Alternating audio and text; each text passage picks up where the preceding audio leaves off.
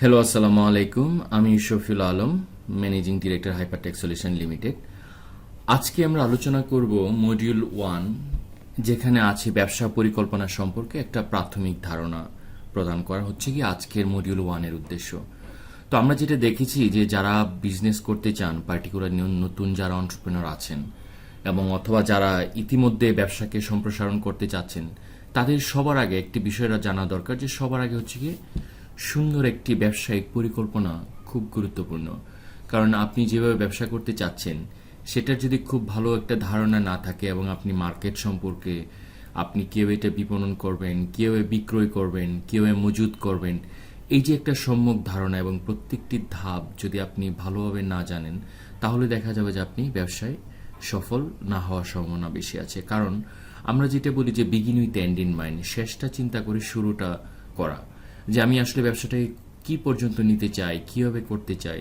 তো এই বাস্তব ধারণা নিয়েই আসলে আমরা একটা প্রাথমিক ধারণাপত্র তৈরি করেছি। আমরা যারা বিজনেস করি বা যারা বিজনেস করার চিন্তা ভাবনা করছে, তাদেরকে যদি একটা সুন্দর ফরম্যাটের ভিতর নিয়ে আসা যায়, একটা গ্রামাটিক্যালি মেথোডোলজিক্যালি যদি আমরা শুরু করতে পারি, তাহলে দেখা যাচ্ছে যে আমাদের ঝুঁকিগুলি অনেক আগে থেকে আমরা অনুমান করতে পারবো।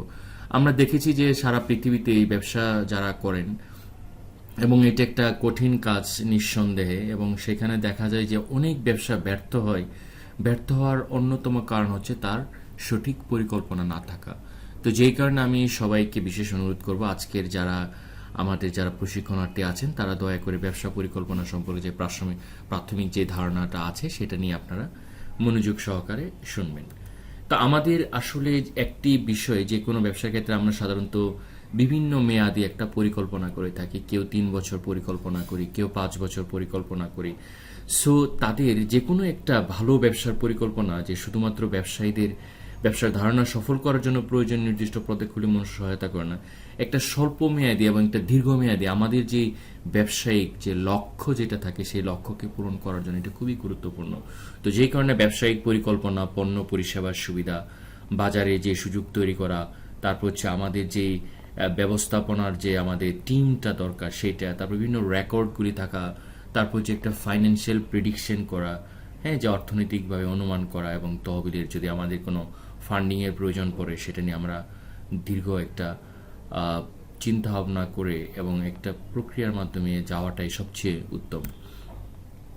তো এটা হচ্ছে যে সারসংক্ষেপে আমরা একটা হাইলাইট থাকবে, যেমন 3 বছর, আপনি চাইলে এটা 5 বছর পর্যন্ত একটা ফরম্যাট করতে পারেন, যেখানে আপনার বিক্রয়, খরচ, ট্যাক্স প্রদান, পূর্ববর্তী লাভ, বিনিয়োগ, কর্মসংস্থান, এই ধরনের একটা স্যাম্পল। আমরা খুব শীঘ্রই এটা নিয়ে আমরা একটা বিস্তর আলোচনার জন্য আমাদের যেই বিজনেস প্ল্যানের একটা টেমপ্লেট আছে, সেই টেমপ্লেটটা আমরা যদি দেখি, তাহলে দেখা যাবে যে আমরা যে বিষয়গুলি নিয়ে আলোচনা করছি সবগুলি খুব সুন্দরভাবে চলে আসছে।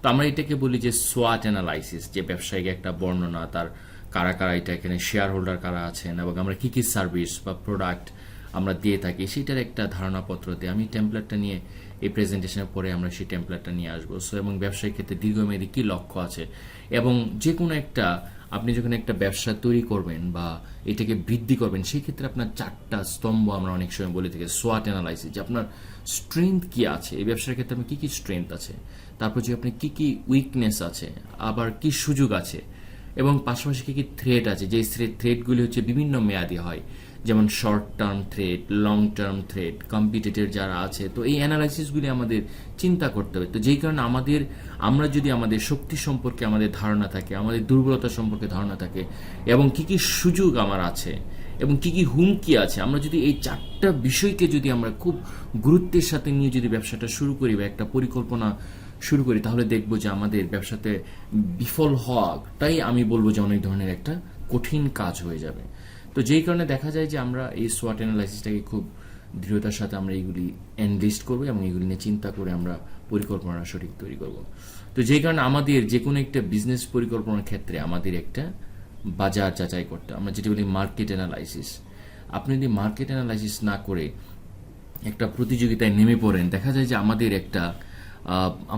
আমাদের অনেক ব্যবসায়ী আছে যেগুলি ব্যর্থ হয়ে থাকে সাধারণত, ইভেন যারা সফল হয়তো ভাগ্যক্রমে বা সুযোগ মার্কেট বুঝে অনেক সময় তারা কঠোর পরিশ্রম করে সফল হয়ে যায়।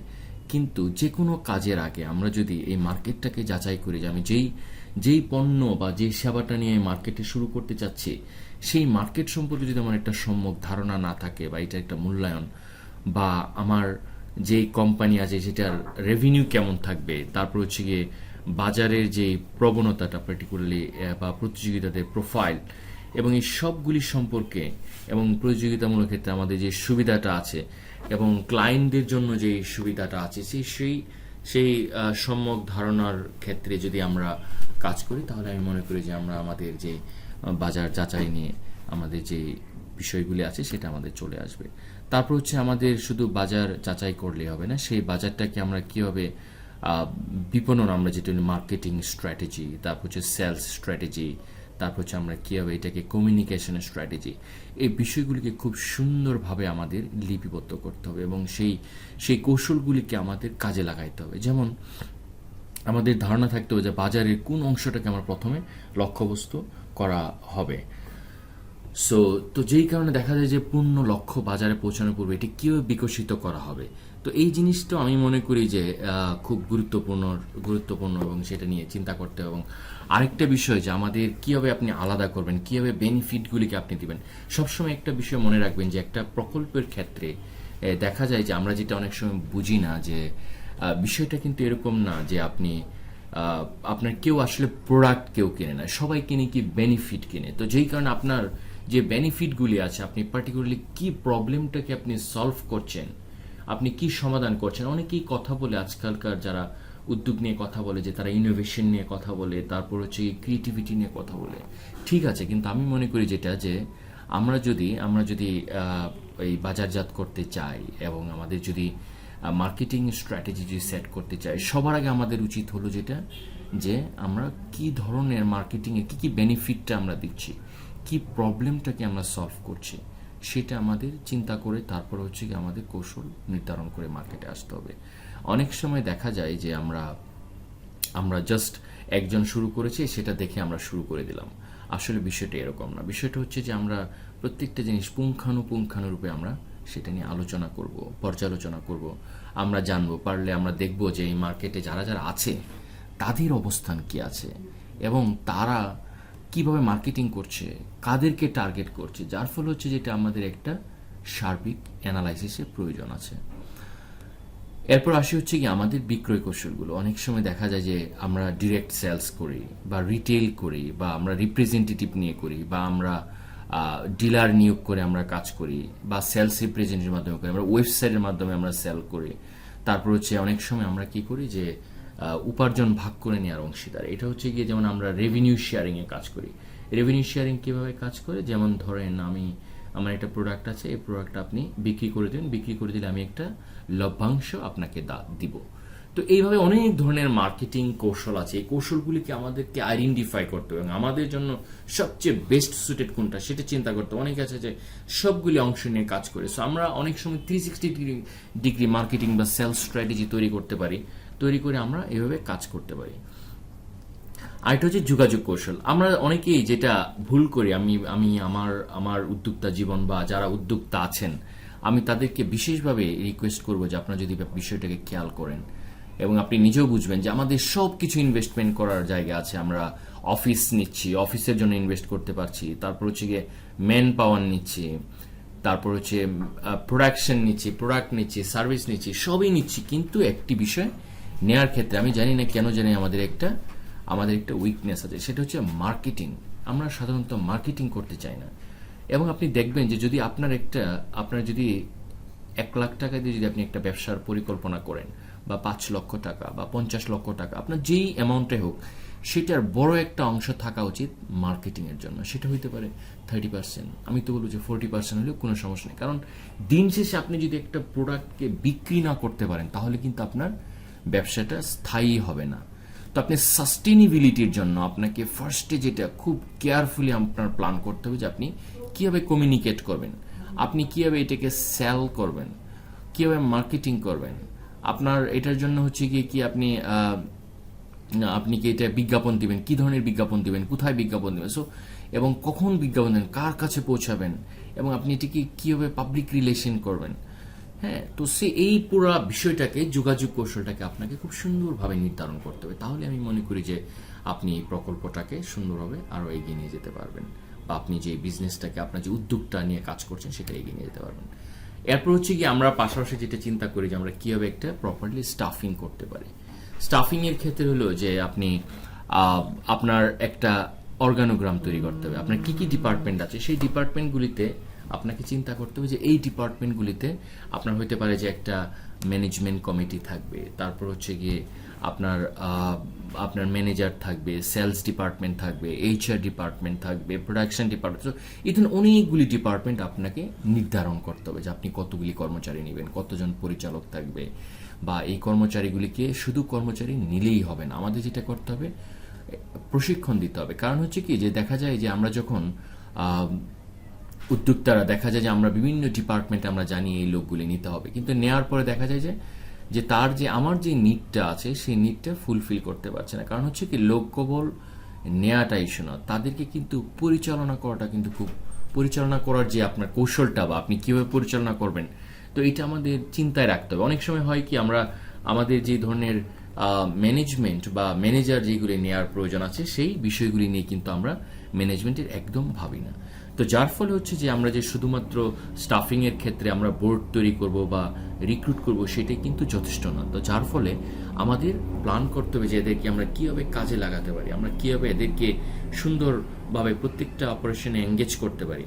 তো আপনি স্টাফিংয়ের পরে হচ্ছে কি আমাদের অপারেশনটা, যেমন ফিল্ড লেভেল অপারেশন, এটার ইনগ্রিডিয়েন্ট বা কম্পোনেন্টগুলি কী আছে, তারপর হচ্ছে যে প্রোডাকশনে কী কী ফ্যাসিলিটিসগুলি আছে, ইনফ্রাস্ট্রাকচার কী আছে, এবং এটার সাথে কী ধরনের আপনার কস্টিং আছে, এবং এটার সরবরাহী কারা, বিশেষ করে সাপ্লাই কারা করবে। তো এই যে পুরো অপারেশন যে ম্যানুয়ালটা আপনার যে কীভাবে আপনার একদম ফিল্ড লেভেল থেকে শুরু করে আপনার প্রোডাকশন থেকে শুরু করে মার্কেটিং, তারপর হচ্ছে কি আপনার এটাকে লাস্ট মাইল ডেলিভারি পর্যন্ত আপনাকে পুরো একটা অপারেশনাল পরিকল্পনা এবং একটা রূপরেখা, কাঠামোগত রূপরেখা আপনাকে অবশ্যই তৈরি করতে হবে। আরেকটা হচ্ছে এটা আমরা যেটা বলি যে ফাইন্যান্সিয়াল প্রেডিকশন, পার্টিকুলারলি আপনার এক্সপেন্স, তারপর হচ্ছে গিয়ে রেভিনিউ, এটার ফুল একটা ধারণা আপনার করতে হবে। তো যেই কারণে আপনি যখন একটা ব্যবসা পরিকল্পনা করছেন সেখানে আপনার সোর্স অফ রেভিনিউ কি, আপনার আয়ের উৎসটা কি সেটা চিন্তা করতে হবে। তারপর হচ্ছে যে আপনার প্রতি বছরে যে প্রত্যাশিত যে আপনার কর্মচারী এবং তাদের সাথে যে আপনার স্যালারি আছে সেটাকে আপনার আগে থেকে অনুমান করতে হবে। যেমন আপনার সাপ্লাই এবং ডিমান্ড, আপনি কি পরিমাণ আপনি সেল করতে পারবেন সেই বিবেচনায় কিন্তু আপনাকে কর্মচারীর সংখ্যা নির্ধারণ করতে হবে, সে আগে থেকে ভাবতে হবে। অনেক সময় দেখা যায় যে আমরা অনেক প্রোডাকশন করি কিন্তু সেল করতে পারি না, আবার অনেক সময় আছে যে আমাদের অনেক সেল আছে, সেলস ভলিউম অনেক হাই, কিন্তু সেই অনুপাতে আমরা কিন্তু প্রোডাকশন তৈরি করতে পারি না। তো যার ফলে আমাদের সেটাও ভাবতে হবে যে আমাদের সাপ্লাই এবং ডিমান্ডটাকে একটা ব্যালেন্স মুডে রাখতে হবে। তো যেই কারণে আমাদের যে মেশিনারিজ, তারপর হচ্ছে গিয়ে তারপর হচ্ছে ইনগ্রিডিয়েন্ট বা সেগুলি আছে, ওইটার কি ধরনের বিনিয়োগের প্রয়োজন আছে সেটা আপনার আগে থেকে প্রেডিক্ট করা বা প্ল্যানে রাখা। তারপর হচ্ছে ডেপ্রিসিয়েশন কস্ট, যেমন আমরা অনেক সময় যেটা দেখি যে অনেক ব্যবসায়ী আছেন, ছোট ব্যবসায়ী, বড় ব্যবসায়ী, তারা একটা প্রোডাক্ট কেনার পরে বা একটা অ্যাসেট কেনার পরে হইতে পারে যে আপনার একটা কম্পিউটারে কিন্তু একটা অবচয় আছে, এটা একটা ডেপ্রিসিয়েশন আছে। লাইক আপনার একটা কম্পিউটার লাইফ সাইকেল কত, সে 36 month for an example, 36 month, তাহলে আপনাকে you have to divide through 36 months of the total value. আপনি 50,000 টাকাতে যদি একটা ল্যাপটপ কেনেন বা 60,000 টাকা যদি একটা ল্যাপটপ কেনেন, তাহলে এটার মান্থলি ডেপ্রিসিয়েশন কত আসছে সেটা কিন্তু এই অবচয়টাকে আপনাকে কাউন্ট করতে হবে। আপনি যদি কাউন্ট না করেন তাহলে কিন্তু আপনি ভালো ব্যবসায়ী হতে পারবেন। অনেক সময় দেখা যায় যে আমরা নিজেদের রিমিউনারেশন কিন্তু আমরা অ্যাড করি না। আপনি না নেন রিমিউনারেশন, কিন্তু ওইটাকে লিখে রাখতে হবে যে ফাইন আপনার রিমিউনারেশন হচ্ছে এত, কিন্তু এটা কি আছে যে আপনার বাকিতে আছে। সো এই বিষয়গুলিকে আপনাকে ধরে নিতে হবে। তারপর এটার আপনার যারা পাওনাদার আছে তাদেরকে আপনি কবে টাকা দিবেন, বা আপনি যদি বাকি দিয়ে থাকেন সেই টাকাটা আপনি কবে নেবেন, এই ধরনের একটা পুরা পরিকল্পনা আপনাকে আর্থিক অনুমানের ক্ষেত্রে এটা রাখতে হবে। এবং আপনার যে এক্সপেন্ডিচারগুলি আছে, ব্যালেন্স শিটে সব কিছু সুন্দরভাবে রেখে আপনাকে আর্থিক অনুমান বা ফাইন্যান্সিয়াল প্রেডিকশন করে বিজনেসটা শুরু করতে হবে। সো আরও যে বিষয়গুলি আমাদের খেয়াল রাখতে হবে, বিশেষ করে প্রফিট অ্যান্ড লস, তারপর হচ্ছে গিয়ে ব্যালেন্স শিট, তারপর হচ্ছে ক্যাশ ফ্লো, বিক্রয়, এই প্রত্যেকটা জিনিস যে আপনার একটা প্রতিষ্ঠান চালাতে গেলে আপনার কি পরিমাণ লাভ হইলো, কি পরিমাণ লোকসান হলো, এটাকে আপনাকে লিপিবদ্ধ করতে হবে। তারপর হচ্ছে কি আপনার যে ব্যালেন্স শিটটা আপনি কোম্পানির কার্যক্রমের ধরেন আপনি 3 বছরের ব্যালেন্স শিট কি কেমন ছিল, আয় ব্যয়, তারপর হচ্ছে কি আপনার সব ধরনের খরচ, revenue, cost, tax, so everything থাকতে হবে। তারপর হচ্ছে আপনার যে আপনাকে ক্যাশ ফ্লোটাকে চিন্তা করতে হবে। অনেক সময় দেখা যায় যে অনেক কোম্পানি আছে শুধুমাত্র প্রপার ক্যাশ ফ্লো না থাকার ফলে যে আপনি ইনভেস্ট করে যাচ্ছেন কিন্তু আপনি জানেন না কবে রেভিনিউ আসবে, তারপরে যে আপনার ইনভেস্টমেন্টটা কোথা থেকে আসবে। সো এই যে সার্বিক বিবেচনাটা আপনার আগে থেকেই রাখতে হবে এবং সেই ক্ষেত্রে আপনার বিক্রয়ের যেই আপনার প্রেডিকশনটা সেটা থাকতে হবে যে আমি এতগুলি প্রোডাক্ট তৈরি করে এতগুলি বিক্রি করব। সো এই ধরনের সব কিছু নিয়ে আমাদের একটা ডিল সাইজ, তারপর হচ্ছে এক্সপেক্টেড ডেট অফ সেল বা আপনার বিক্রয়ের শতকরা হার কত হতে পারে সেটা নিয়ে আপনাকে প্ল্যানিং নিয়ে কাজ করতে হবে। এটা হচ্ছে কি আমাদের যে আমরা যেটা বলি যে তহবিলের প্রয়োজনীয়তা, আপনার ফান্ডের সূত্র কি হতে পারে সেটা আপনাকে, সোর্স অফ ফান্ড আপনাকে আগেই বের করতে হবে। সেটা হলো যে আপনার ব্যাংক লোন হতে পারে, কারো কাছে পার্সোনাল লোন হতে পারে, তারপর হচ্ছে আপনি অনেক জায়গা থেকে ইনভেস্টমেন্ট চাইতে পারেন বা কোনো সংস্থা থেকে টাকা নিতে পারেন। সো এই সব কিছু নিয়ে আপনার এই উপকরণগুলি আপনার বিজনেস প্ল্যানটা যদি আপনি প্রপারলি করেন তাহলে কিন্তু আপনি আমরা যেটা বলি একটা পিচ বুক তৈরি করি, সেই পিচ বুকের মাধ্যমে আপনি অনেক ইনভেস্টরের কাছে আপনি দিতে পারেন। আপনার কাছে যদি খুব ভালো একটা বিজনেস পরিকল্পনা থাকে তাহলে কিন্তু ফান্ড পাওয়াটা অনেক সহজ।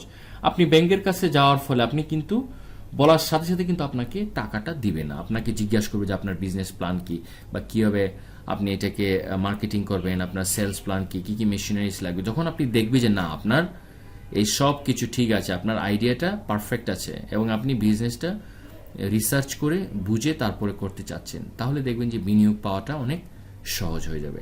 তো এই যে আমাদের এটা হলো কি আসলে একটা বেসিক আইডিয়া। তো এর মাঝে হলো কি আমাদের কাছে একটা টেমপ্লেট আছে, বিশেষ করে এই টেমপ্লেটটা তৈরি করেছে হচ্ছে এসএমই ফাউন্ডেশন।